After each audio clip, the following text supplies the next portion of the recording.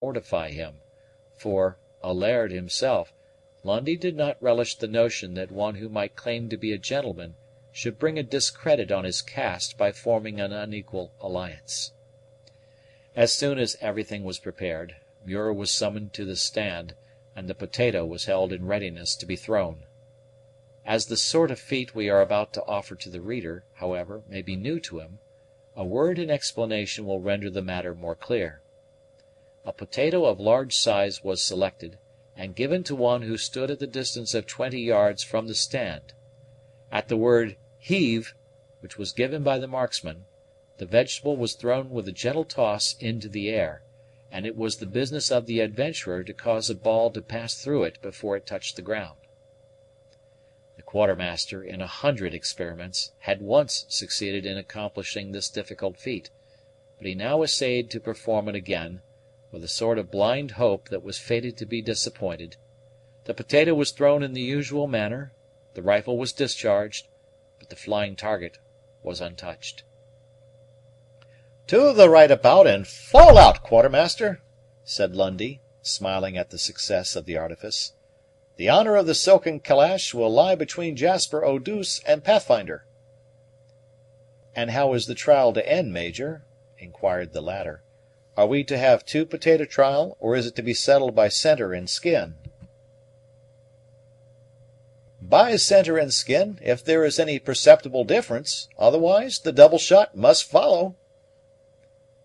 "This is an awful moment to me, Pathfinder," observed Jasper, as he moved towards the stand, his face actually losing its color and intensity of feeling. Pathfinder gazed earnestly at the young man, and then, begging Major Duncan to have patience for a moment, he led his friend out of the hearing of all near him before he spoke. "You seem to take this matter to heart, Jasper," the hunter remarked, keeping his eyes fastened on those of the youth. "I must own, Pathfinder, that my feelings were never before so much bound up in success." "And do you so much crave to outdo me, an old and tried friend? And that, as it might be, in my own way? Shooting is my gift, boy, and no common hand can equal mine." I know it, Pathfinder, but yet—" "But what, Jasper, boy? Speak freely, you talk to a friend." The young man compressed his lips, dashed a hand across his eye, and flushed and paled alternately, like a girl confessing her love. Then, squeezing the other's hand, he said calmly, like one whose manhood has overcome all other sensations, "I would lose an arm, Pathfinder, to be able to make an offering of that calash to Mabel Dunham." The hunter dropped his eyes to the ground, and as he walked slowly back towards the stand, he seemed to ponder deeply on what he had just heard. "You never could succeed in the double trial, Jasper," he suddenly remarked. "Of that I am certain, and it troubles me."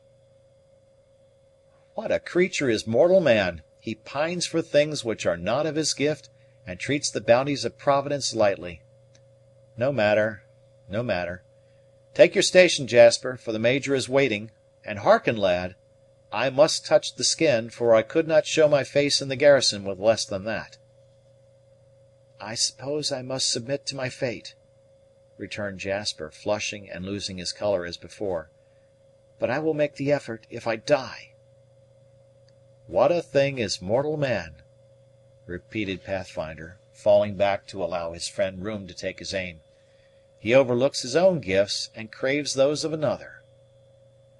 The potato was thrown, Jasper fired, and the shout that followed preceded the announcement of the fact that he had driven his bullet through its centre, or so nearly so as to merit that award. "Here is a competitor worthy of you, Pathfinder," cried Major Duncan with delight, as the former took his station, "and we may look to some fine shooting in the double trial." "What a thing is mortal man!" repeated the hunter, scarcely seeming to notice what was passing around him, so much were his thoughts absorbed in his own reflections. "Toss!" The potato was tossed, the rifle cracked. It was remarked just as the little black ball seemed stationary in the air, for the marksman evidently took unusual heed to his aim, and then a look of disappointment and wonder succeeded among those who had caught the falling target. "Two holes in one?" called out the Major. "The skin! The skin!" was the answer. "Only the skin!" "How's that, Pathfinder?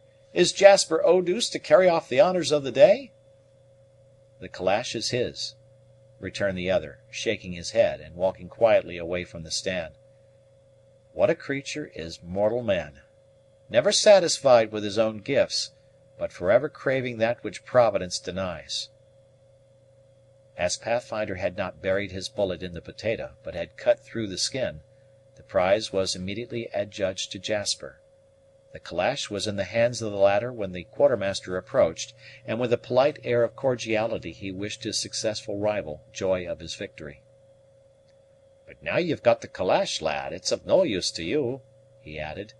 "It will never make a sail, nor even an ensign. I'm thinking, Eau douce, you'll not be sorry to see its value in good siller of the king." "Money cannot buy it, Lieutenant," returned Jasper, whose eye lighted with all the fire of success and joy. "I would rather have won this calash than have obtained 50 new suits of sails for the Scud." "Hoot, hoot, lad! You're going mad, like all the rest of them. I'd even venture to offer half a guinea for the trifle, rather than it should lie kicking about in the cabin of your cutter, and in the end become an ornament for the head of a squaw." Although Jasper did not know that the wary Quartermaster had not offered half the actual cost of the prize, he heard the proposition with indifference.